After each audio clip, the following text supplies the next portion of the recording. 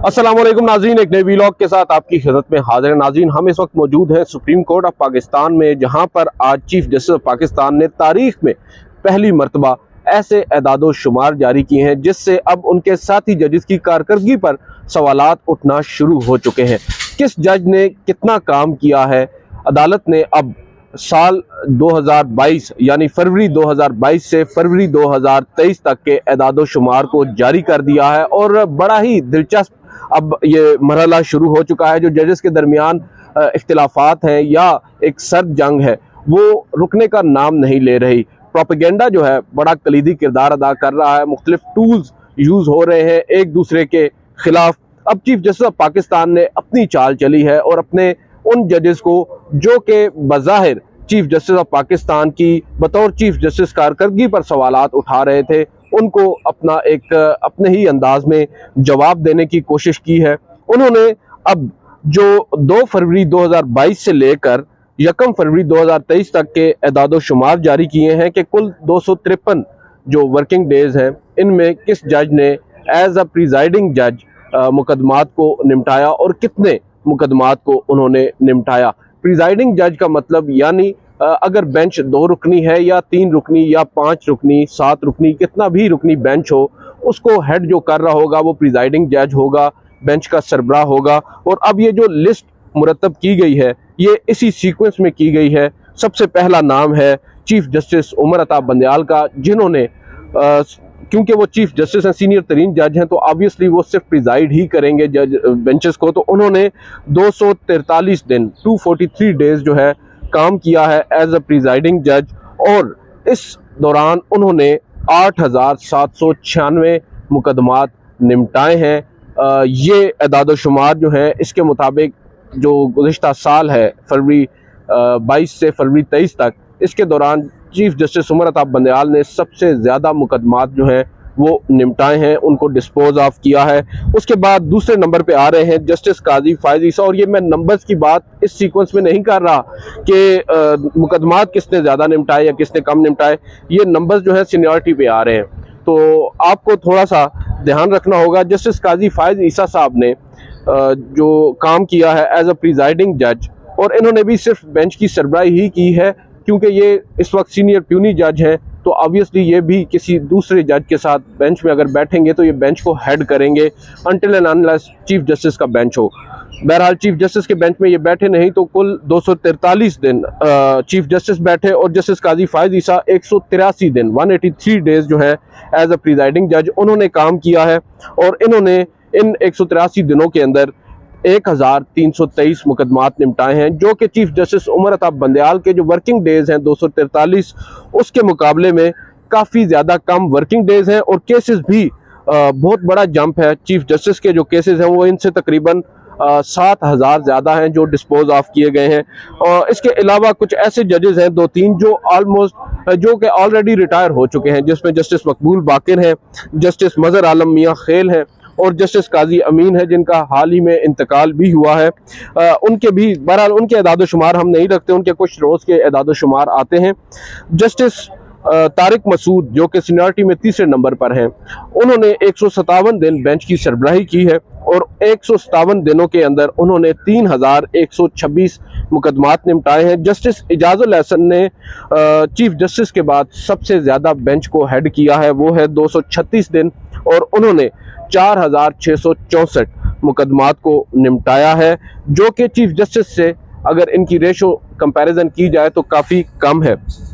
और उसके बाद जस्टिस मंसूर अली शाह ने सिर्फ 90 रोज़ जो है वो बेंच की सरबराही की है और इन 90 रोज़ में उन्होंने 1431 मुकदमात को निपटाया है, जबकि जस्टिस मुनीब अख्तर ने सिर्फ 9 दिन बेंच की सरबराही की है और इन 9 दिनों में उन्होंने 62 मुकदमात निपटाए हैं। या अफरीदी साहब ने 30 रोज़ में 287, जस्टिस अमीनुद्दीन ने 57 रोज़ में 1000 मुकदमात, जस्टिस मज़ाहिर अली अकबर नकवी ने 29 रोज़ मुख्तलिफ बेंचेस को हेड किया है और इन 29 रोज़ में उन्होंने 222 मुकदमात को निपटाया है। जस्टिस जमाल खान मंदोखेल ने 25 दिनों में 316 और जस्टिस मोहम्मद अली मजहर ने 12 दिनों में 102 मुकदमात को निपटाया है। जबकि 4 ऐसे जजेस हैं जिन्होंने बेंचेस की सरबराही 1 साल के दौरान नहीं की। उनमें जस्टिस आयशा मलिक हैं, जस्टिस अतर मिनल्ला हैं, जस्टिस शाहिद वहीद हैं और जस्टिस हसन अजहर रिजवी हैं।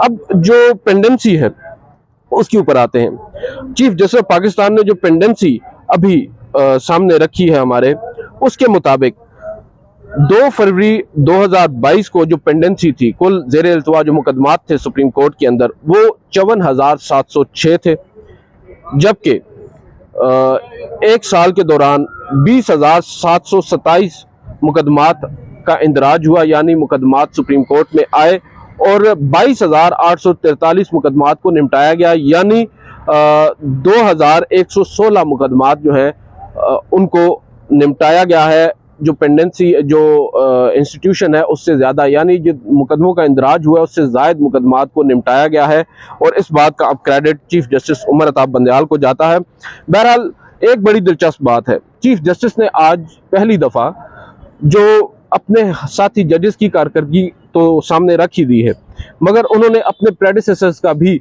यहाँ पर पोस्टमार्टम किया है। उन्होंने साल 2013 से साल 2022 तक की टोटल जो पेंडेंसी है और साल 2013 में कितनी पेंडेंसी थी और उसमें कितना इजाफा हुआ या कितनी कमी हुई, उसका पूरा डेटा भी फ्राहम किया है। अगर you will bear with me, 2013 के अंदर 20,148 मुकदमात ज़ेर इल्तवा थे, जबकि उसमें जो उससे गुज़िश्ता साल की निस्बत इस साल 2013 के अंदर 3,182 मुकदमात का इजाफा हुआ। फिर इसी तरह 2014 के अंदर 21,304, 2015 के अंदर 25,712, 2016 के अंदर 29,971 मुकदमात ज़ेर इल्तवा थे, और उसके बाद एक बड़ा जंप आया 2017 में, और 2017 के अंदर उस वक्त चीफ जस्टिस थे जस्टिस साकिब निसार साहब, और पेंडेंसी थी 35,640, जो कि उनकी रिटायरमेंट तक जा पहुंची 38,254 तक। और उसके बाद जस्टिस आसिफ सईद खोसा के दौर में जो पेंडेंसी है वो 2019 के अंदर 43,064 मुकदमात तक जा पहुंची, और फिर 46,000 2020 के अंदर 46,951, और जो सबसे बड़ा जंप मेरी दानिश में आया है वो जस्टिस गुलजार अहमद के दौर में आया। हमने आपको हफ्ता पहले एक वीडियो में भी तफसीलात से आगाह किया था। 2021 में जो मुकदमात में इजाफा हुआ है वो तकरीबन 8,000 से ज़ायद मुकदमात जो हैं वो 1 साल में उनकी पेंडेंसी जो है वो बड़ी है, जबकि 2022 में जब जस्टिस उमर अताब बंदयाल आए हैं तो वो पेंडेंसी 54,255 से कम होकर 52,533 तक आई है। बहरहाल चीफ जस्टिस ऑफ पाकिस्तान ने यहाँ पर एक डंडी ज़रूर मारी है। उन्होंने एदादो शुमार 2022 तक जारी किए हैं, जबकि 2023 के भी एदादो शुमार हमारे पास आ चुके हैं, और उसमें ये पेंडेंसी 54,000 से 52,000 पर आई थी, ये अब दोबारा तकरीबन 55,000 तक जा पहुंची है। तो ये डिटेल्स हैं, और अब एक नई बहस चल रही है सुप्रीम कोर्ट के अंदर कि चीफ जस्टिस ऑफ पाकिस्तान को क्या ज़रूरत आन पड़ी थी कि उन्होंने ये तमाम तर डाटा जो है, तमाम तर एदाद शुमार पहली दफ़ा सुप्रीम कोर्ट में जारी किए हैं। वेबसाइट के ऊपर बाकायदा तौर पर उनको जारी किया गया है। रात गए जो सुप्रीम कोर्ट की PRO हैं उनकी जानिब से व्हाट्सएप पर हमें ये एदाद शुमार पहले मौसूल हुए। अब जो दिलचस्प बात यह है कि चीफ जस्टिस पाकिस्तान ने ऑब्वियसली अपना एंड जो है उसको मजबूत दिखाया है, और ये जाहिर किया है कि उन्होंने 8,000 से ज़ायद मुकदमात को निपटाया है, और उनके मुकाबले में काजी फायद ईसा साहब ने 1,300 कुछ मुकदमात को निपटाया है, जो कि ऑब्वियसली एक बहुत बड़ा गैप है। मगर इसके पीछे जो क्रेडिट लेना बनता है वो बेंच के सरबराह का क्रेडिट बनता नहीं है, ना ही क्रेडिट जस्टिस उमर अताब बंदयाल का है, ना ही काजी फायद ईसा का, ना इजाजुल एहसन, ना सरदार तारिक या किसी भी जज का जो बेंच को हेड कर रहा है। ये क्रेडिट सिर्फ उस अकेले जज का नहीं होता, बल्कि ये क्रेडिट होता है उस बेंच का जो मुकदमात को निपटाता है।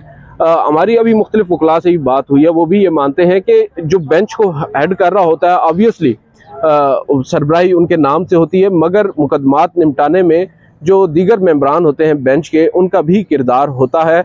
और अक्सर औकात क्योंकि केसेस गैर मौसर होने की वजह से, टाइम बार्ड होने की वजह से अदालत के अंदर ही निपटा दिए जाते हैं, और कई जजमेंट्स जो हैं उनके अनाउंसमेंट भी अदालत के अंदर यानी कमरा अदालत के अंदर हो जाती है। तो आप क्रेडिट सिर्फ एक जज को नहीं दे सकते क्योंकि वो बेंच को हेड कर रहा है। लिहाजा ये जो एदाद शुमार है इनमें तजाद उनको नज़र आता है। बावजूद इसके, हैविंग सेड दैट, ये बात भी वाज़ेह है कि चीफ जस्टिस ऑफ पाकिस्तान के जो अदाद शुमार हैं, अव्वल तो अगर ये दुरुस्त हैं तो उनका गैप बहुत ज़्यादा है जस्टिस काजी फायद ईसा के मुकाबले में। और अभी जो 2022 से 2023 के अदाद शुमार आए हैं और 2023 से अगर 2024 के अदाद शुमार आएंगे तो मुझे लगता है काजी फायद ईसा साहब का खाना सिफर होगा, क्योंकि वो तो supreme court practice and procedure act को जवाज़ बनाकर किसी भी बेंच का हिस्सा अप्रैल से बन ही नहीं रहे, किसी भी बेंच में नहीं बैठ रहे। जब उनको एक बेंच में बिठाया गया तो उठकर नाराज़ होकर वो चले गए और उसके बाद फिर खतूत का एक सिलसिला शुरू हुआ। बज़ाहिर नज़र यही आता है कि चीफ जस्टिस ऑफ पाकिस्तान का जो असल टारगेट थे वो जस्टिस काजी फायद ईसा और जस्टिस सरदार तारिक मसूद ही थे, जो कि पेंडेंसी के ऊपर तनकीद तो बहुत करते हैं और मुख्तलिफ खतूत भी लिखते हैं अपने ऑर्डर्स के अंदर, अपने इख्तिलाफी नोट्स के अंदर जिक्र भी उस बात का ज़रूर करते हैं, सुप्रीम कोर्ट की कारकर्दगी पर सवालात ज़रूर उठाते हैं। मगर चीफ जस्टिस ऑफ पाकिस्तान ने अब उनकी कारकर्दगी भी सबके सामने रख दी है और फिर सवाल यही उठता है, क्या इन जजेस के कौलो फेल में तजाद तो नहीं। आज की इस वीडियो से इतना ही, इजाज़त दीजिए, अल्लाह हाफ़िज़।